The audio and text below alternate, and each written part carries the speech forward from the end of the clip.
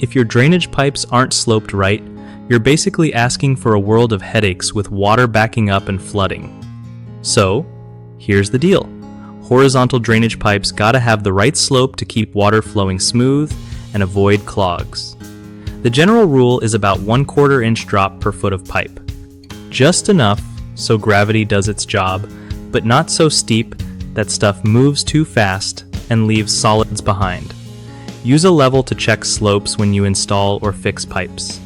Make sure the pipe joints are tight and sealed because leaks can mess up the whole system.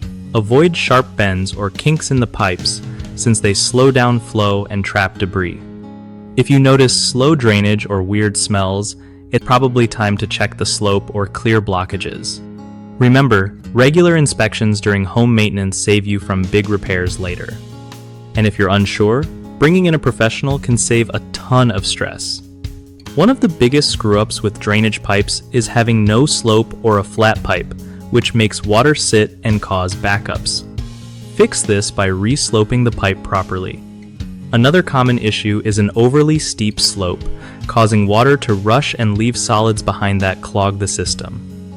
Fix this by adjusting the slope to that 1/4 inch per foot sweet spot. Lastly, people often mess up by using poor materials or bad connections that leak or collapse.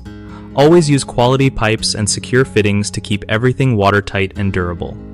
BigHomeProjects.com is awesome for homeowners who want to skip the hassle and find trusted local contractors who really know their stuff.